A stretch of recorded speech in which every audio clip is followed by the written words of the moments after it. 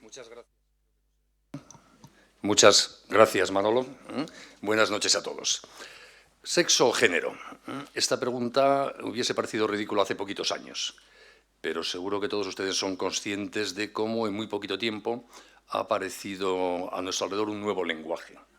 En vez de sexo se habla de género, en vez de sexualidad, orientación afectivo-sexual, en vez de fertilidad, maternidad o paternidad, de salud sexual o reproductiva, y otras palabras como homofobia, etcétera, forman parte no ya solo del lenguaje cotidiano de gran parte de los españoles, sino del contenido de nuestras propias leyes.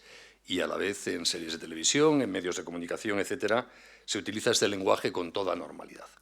Cuando aparece de repente un nuevo lenguaje, ajeno a la tradición lingüística de los usuarios, en este caso de la lengua castellana, quiere decir que detrás hay un fenómeno singular, porque las lenguas no evolucionan tan rápido y, sobre todo, no cambian el sentido de palabras primarias en 5 o 10 años. Y lo que hay detrás es una ideología, la ideología de género, que, aunque supongo que ustedes ya saben en qué consiste, van a permitirme que me detenga unos cuantos minutos en recordarles cuáles son los postulados de la ideología de género, porque creo que, haciendo un repaso mental sistemático de lo que defiende la ideología de género, se entienden muchas cosas de las que está pasando a nuestro alrededor. ¿Qué son las ideologías con carácter general? Como saben ustedes, las ideologías son un producto muy propio de la modernidad. Hasta el siglo XIX los hombres hemos conocido sistemas de pensamiento, filosofías, pero no ideologías tal y como las hemos conceptualizado durante el siglo XX. La singularidad de la ideología es que es, por un lado, un intento para el ideólogo, un logro de hacer un diagnóstico preciso de por qué la humanidad tiene problemas, de cuál es la causa de las injusticias, y a la vez, y esto es lo singular y por eso no es solo una filosofía, la propuesta de una agenda política para modificar la realidad, para, erradicando esas causas de las injusticias y los males, crear una especie de paraíso en la Tierra. Ejemplo prototípico fue el marxismo.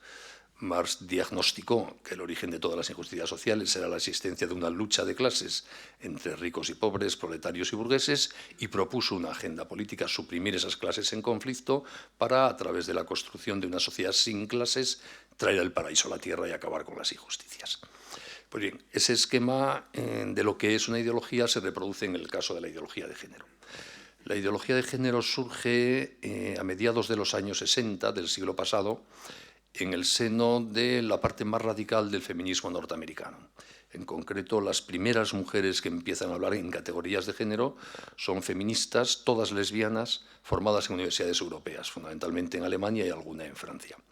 En aquel ambiente cultural que los que sean más mayores como yo recordarán de aquella segunda mitad del siglo XX, donde vivíamos un momento de gran ebullición social.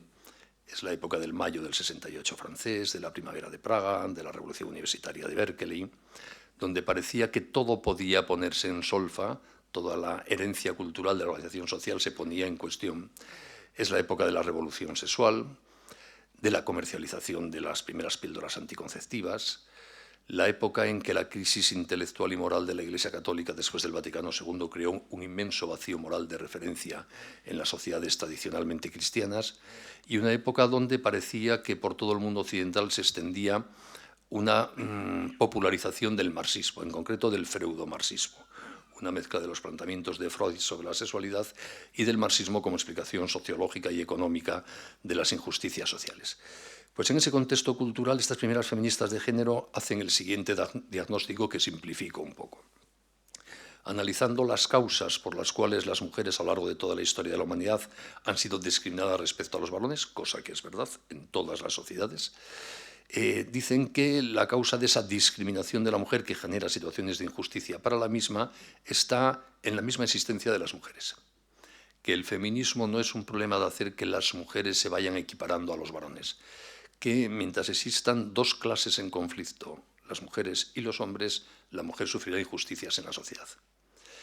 Afirman que en materia de sexualidad no hay nada que sea natural, que todo lo que asociamos los occidentales y la humanidad en general a los conceptos de masculino, femenino, hombre, mujer, matrimonio, familia, es una construcción cultural hecha por los varones en clave de opresión a las mujeres. Es lo que llaman pensamiento patriarcal. Somos los patriarcas, los varones, los que hemos creado todo lo que asociamos a la sexualidad, incluyendo a la mujer, para oprimirla a nuestro servicio. En concreto, al servicio de lo que denominan la función reproductiva.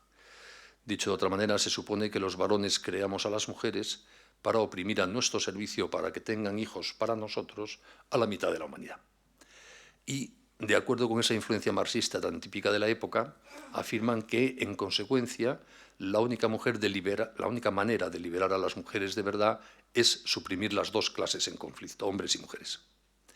Y como no hay nada natural en materia de sexualidad, se puede hacer, porque todo lo que asociamos a femenino y masculino es cultural, cambiante, cambiable en consecuencia. Por lo tanto, proponen hacer una deconstrucción, es el término que utiliza muy de moda en la filosofía estructuralista de la época, de todo lo humano para excluir de todo nuestro horizonte mental cualquier referencia a masculino, femenino, a hombre o a mujer. Se trata de deconstruir la moral, la religión, el lenguaje, la cultura, las leyes, las costumbres sociales, para que rompamos el carácter binario tradicional de la configuración de la humanidad hombre-mujer para sustituirlo por lo que llaman la diversidad afectivo-sexual.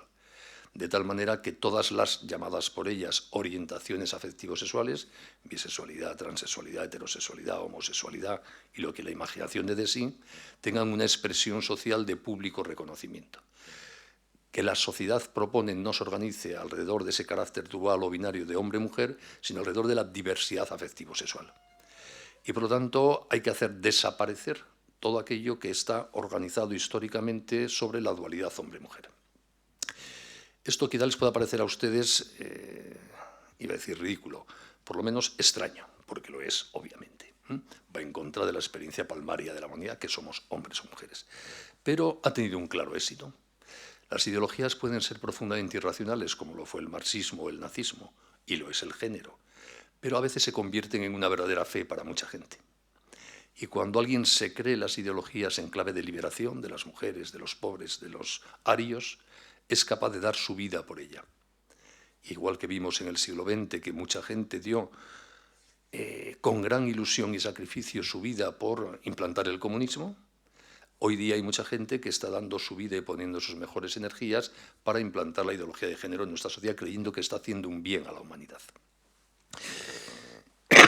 Esto es la ideología de género. Agenda política concreta de la ideología de género. Para no hablar en abstracto, sino en concreto, vamos a ver cómo se ha aplicado en España.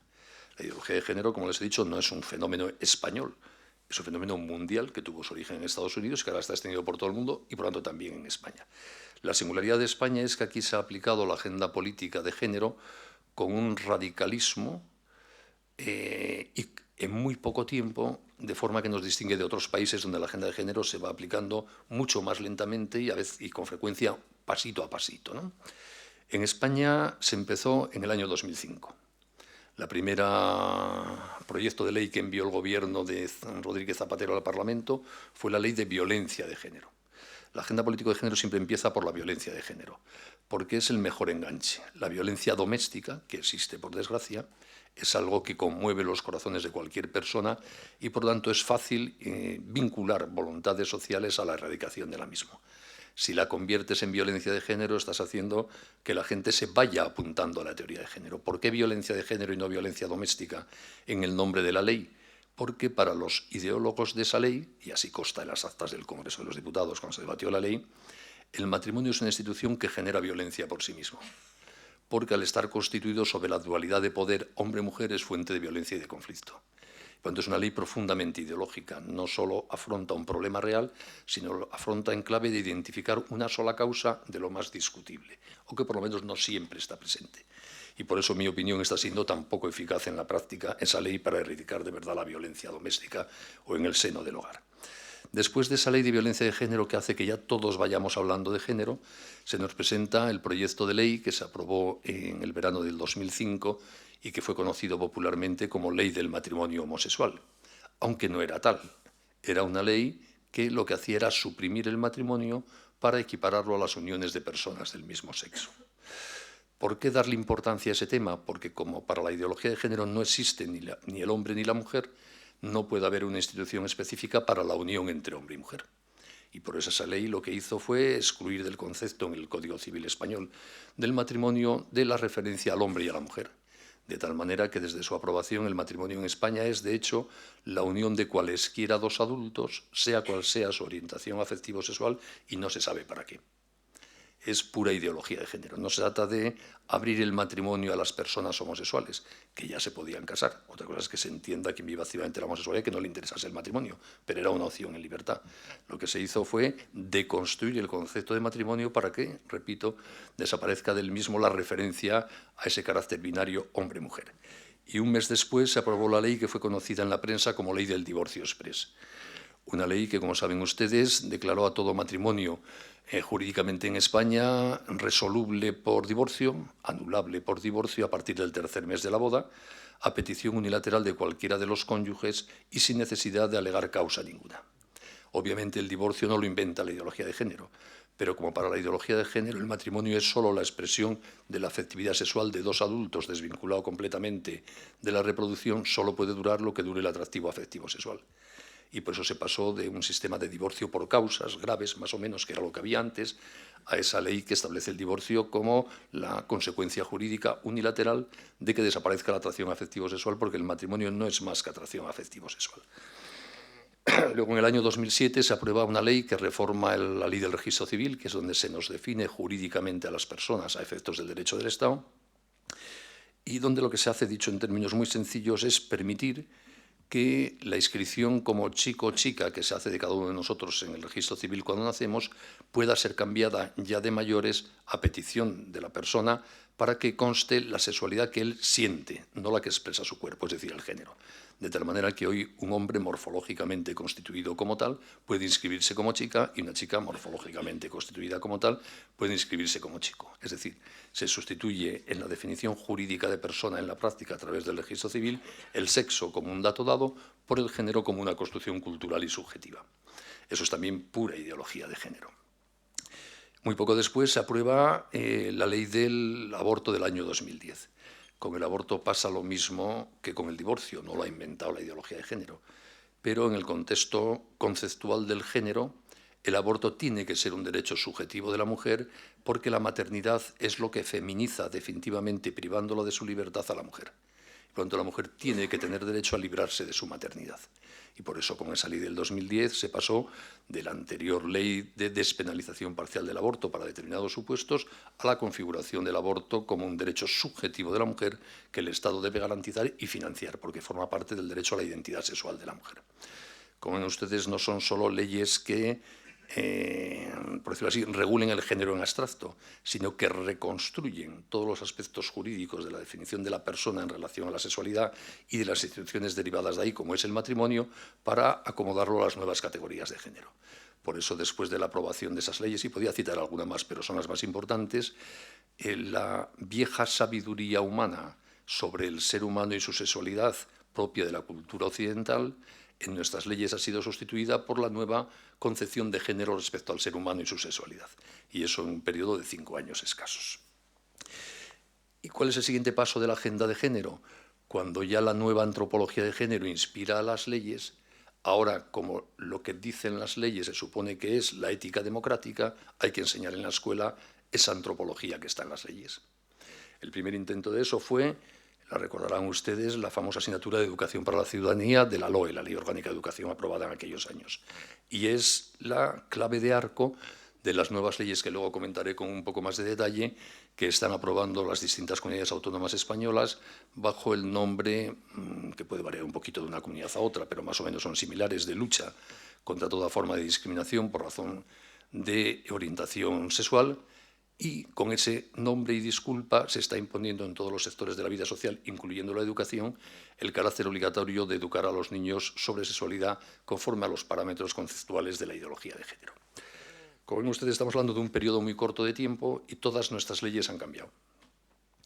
Y las leyes, aparte de su efecto propio normativo, generador de derechos y obligaciones, tienen también un efecto pedagógico.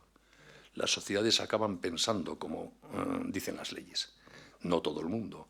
A mí, obviamente, a mi edad no me va a cambiar nada en mi percepción de la sexualidad, publíquese lo que se publique en el BOE. Pero a la gente más joven, que se forma ya en este ambiente cultural, acostumbrado a este lenguaje, que sabe que las leyes dicen esto, que se lo enseñan en las escuelas, pues claro que les influye profundamente. Y en principio, si no tienen otra fuente de seguridades en este campo, acabarán pensando como piensa la sociedad, que es como piensan las leyes. Bien, ahora me detengo. Hemos hecho la descripción de la ideología de género. Ahora vamos al tema de fondo y el que da lugar al título de la conferencia, sexo o género. ¿Qué está en juego en todo esto? Hoy día me atrevería a decir que hay dos formas de entender al ser humano, de entender el mundo en general. Esto que voy a decir es un pequeño simplismo, en el sentido de que pierdo matices para que no dure demasiado la exposición, pero es cierto lo que voy a decir. Hay dos formas de ver el mundo y al ser humano. La primera forma es la de aquellos que estamos convencidos de que el mundo es razonable. Y que como las cosas son razonables, yo que soy racional puedo conocer con certeza en qué consiste todo lo que existe. Por ejemplo, puedo conocer con certeza en qué consiste ser un ser humano, porque el ser humano consiste en algo. ¿Y cómo conozco yo en qué consiste ser un ser humano? No encerrándome a mí mismo buscando una idea clara de ser humano, que así solo llegaré a mis subjetividades, sino mirando sin prejuicios a los seres humanos. Yo me miro a mí mismo, miro a los humanos que hay a mi alrededor, veo lo que me dicen sobre los humanos la literatura, la historia, la filosofía, la teología, Dios, si creo en la palabra de Dios, y con toda esa información puedo formarme una idea precisa de en qué consiste ser un ser humano. Y así puedo hacer afirmaciones ciertas y seguras sobre los seres humanos. Y como además estoy afirmando algo que capto en la realidad de las cosas, que no es algo subjetivo mío, puedo comunicarlo a los demás, puedo compartirlo, porque no son impresiones subjetivas mías. Es lo que veo de la realidad y puedo chequearlo con lo que ve el otro con el que hablo. Y si no somos tontos y estamos cargados de prejuicios, podemos llegar a un acuerdo, porque vemos lo mismo. A lo mejor interpretamos alguna cosa un poco distinta, pero estamos viendo lo mismo, se puede uno poner de acuerdo. Es como si discuto con alguien, si es de día o de noche, en principio abrimos la ventana, miramos y es fácil ponerse de acuerdo, o es de día o es de noche, eso no es subjetivo. Y cuando se ven las cosas así, se comprueba fácilmente que sobre el ser humano se pueden decir cosas ciertas y se puede afirmar que hay cosas que son siempre buenas para ser un buen ser humano, y que hay cosas siempre malas que no permiten ser un buen ser humano. Es decir, que podemos aclararnos sobre en qué consiste ser una buena persona. Y que además, que sea bueno o malo para ser una buena persona no lo decido yo. Lo aprendo mirando a los humanos. Yo lo que puedo aportar es, si quiero, poner mi libertad al servicio de construir en mí mismo lo mejor que sé que puede hacer un ser humano. Pero yo no decido qué es lo mejor. Lo aprendo mirando a los seres humanos. Es como si yo estudio en Google Maps una ruta para un sitio, la ruta es la ruta. Yo lo que puedo decidir es si voy o no voy, pero la ruta no la decido yo. Es decir, se va por esa carretera. Y si cojo otra, no llego a ese sitio, llego a otro sitio. Ver el mundo como razonable, lo digo entre paréntesis, no es solo cosa de cristianos. Es decir, es algo que puede constatar cualquiera que mire el mundo sin prejuicios. Por ejemplo, Aristóteles, que no era cristiano, porque vivió 5 siglos antes de Cristo, y que además no tenía ni la más remota idea de que existiese la creación, a ningún griego se le pasó por la cabeza la idea de la creación, estaba convencido de que el mundo era razonable. ¿Por qué? Porque miraba el mundo sin prejuicios. Y cualquiera que mire el mundo sin prejuicios, como Aristóteles, ve que hay regularidades, causas y efectos, que se puede hacer ciencia porque hay normas que se cumplen, es decir, el mundo es razonable. Por ejemplo, las matemáticas. Si el mundo no fuese razonable, un producto que solo existe en mi mente, como las matemáticas, no podría explicar cómo es el mundo. Si algo que solo está en mi mente racional explica el mundo, es porque el mundo es también razonable como mi mente. Buen argumento, por cierto, para defender la existencia de Dios. Ahora, si uno además tiene fe en un Dios creador, tiene un motivo más claro todavía para pensar que el mundo es razonable. Es decir, si en el origen de todo está la razón, y hay un tipo muy listo y muy inteligente llamado Dios que lo hizo todo, lo que ha hecho, claro que está muy bien hecho y es muy razonable, faltaba más. Pero repito, esto lo sabemos los cristianos especialmente porque creemos en Dios, pero lo puede saber cualquiera que mire sin prejuicios. ¿Cómo ve el mundo los otros? Pues los otros, que no saben que en el origen de todo está la razón y creen que en el origen de todo está el caos, es la otra forma de mirar el mundo, creen que todo lo que existe es caótico, sin sentido. Cuando miran al ser humano, no ven la naturaleza humana, ven el fruto azaroso de la evolución ciega de la bioquímica del carbono. Y en un trozo de carbono que funciona según las reglas de la bioquímica, efectivamente no hay nada que tenga sentido. Claro, de ver el mundo de una manera o de otra cambia completamente la perspectiva, la instalación vital de la persona. Y aunque quizá unos y otros no lo sepan explicar como yo, de estar en una posición o en la otra, lo que se ve es una cosa completamente distinta y además incompatible. Vamos a trasladar estas dos formas de ver el mundo a la visión de la sexualidad. ¿Cómo vemos la sexualidad los que creemos que el mundo es razonable? Pues ¿qué hacemos? Mirar a los seres humanos. Y cuando uno mira a los seres humanos, ¿qué ve? Chicos y chicas, no hay otra cosa. Mis hijos dirían tíos y tías, no se encuentra otra cosa. Los seres humanos somos o XX o XY, no hay otra cosa. Puede haber anomalías cromosómicas, y las hay, gracias a Dios poquitas, pero eso no quita que seamos XX o XY. Como puede haber alguien que le falte una pierna, pero la especie humana es bípeda. Este es un dato que es muy importante porque es el que niega la ideología de género. Y es un dato, no es una opinión, ni una ideología, ni un criterio moral.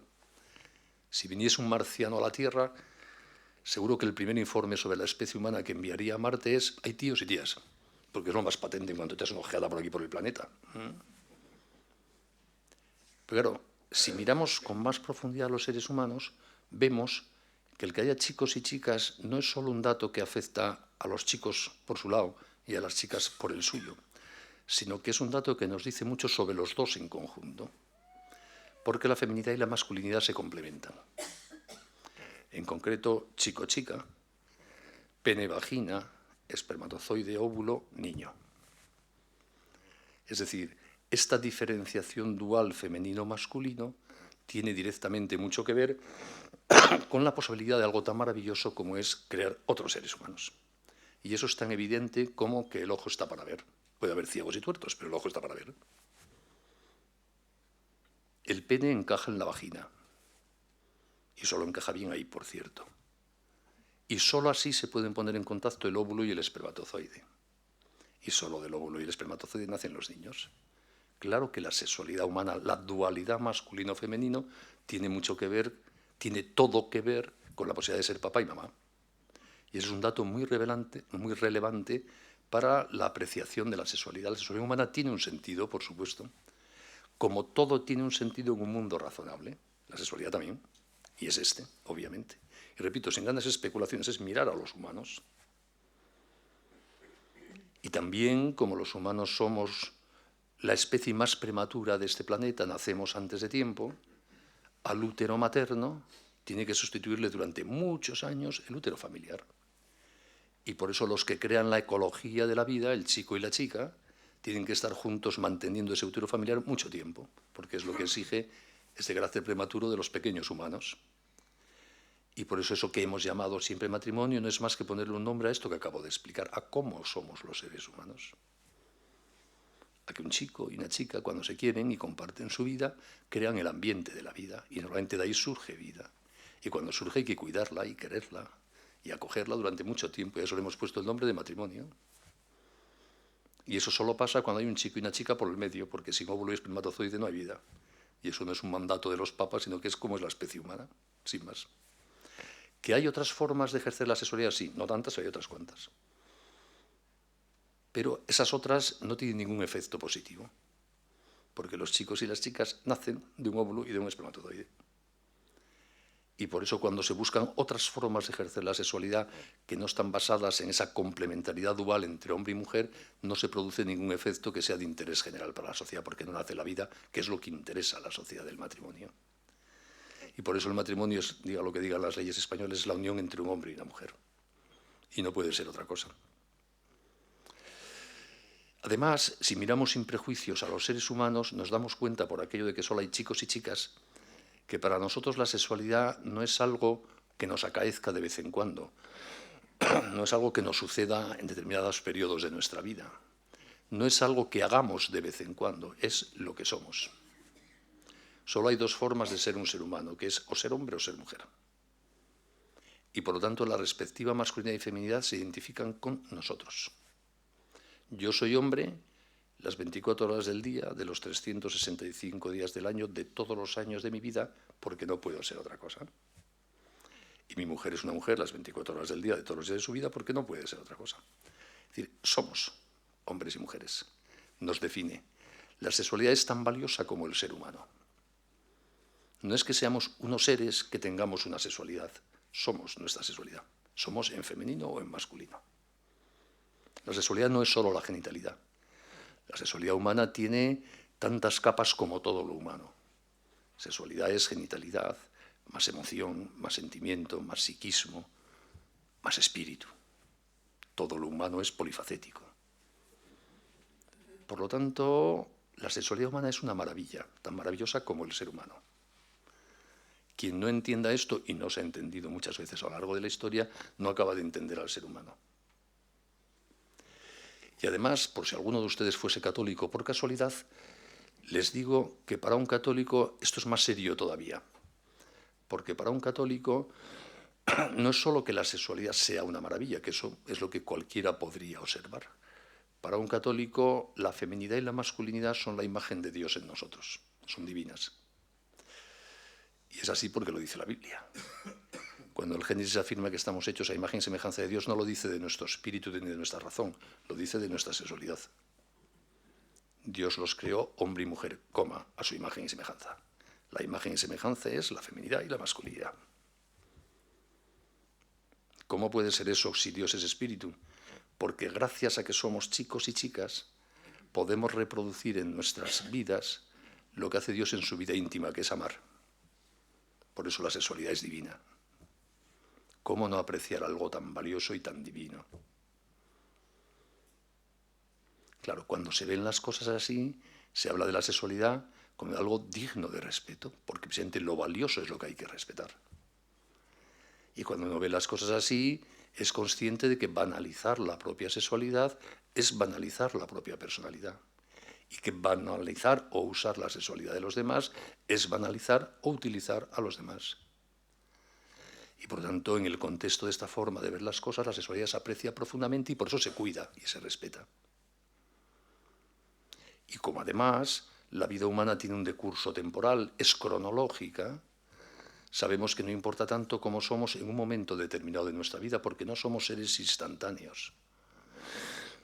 Somos seres que nos vamos haciendo en el tiempo. Y por eso todas las dimensiones de lo humano deben ser educadas. Si yo quiero algún día estar en condiciones de poder optar al Premio Nobel de Química, no puedo empezar a estudiar química un año antes de que den los premios Nobel. Tendré que empezar 50 años antes y a lo mejor así tengo alguna posibilidad. O si yo quiero estar en condiciones de optar a lo mejor a una medalla de oro en una olimpiada, en la carrera de 100 metros lisos no puedo empezar a entrenar 6 meses antes de las olimpiadas, tendré que empezar a entrenar 20 o 30 años antes. Pues con la capacidad de amar basada en nuestra sexualidad, en la feminidad y masculinidad, pasa lo mismo. Si yo quiero estar en condiciones de poder tener la medalla de oro del amor, cuando sea adulto y maduro, tendré que empezar a educar a mi cuerpo para amar, pues 30 o 40 años antes, que es lo que la tradición humanista occidental ha llamado la castidad, educar al cuerpo para amar. Porque todo lo humano debe ser educado porque es cronológico, tiene decurso temporal. Y por supuesto que hay una ascesis de la educación para el amor, como la hay del estudio de la química o de la preparación para las olimpiadas. Hay cosas que facilitan más llegar a poder sacar la medalla de oro y cosas que no lo facilitan. Y si uno quiere la medalla de oro, intentará hacer las que lo facilitan y no las que no lo facilitan. Y si un día hace las que no lo facilitan, sabe que tampoco ha perdido posibilidades de conseguir medalla de oro. Se trata de que vuelva al día siguiente a ponerse en el carril y vuelva a intentar hacer las que lo facilitan.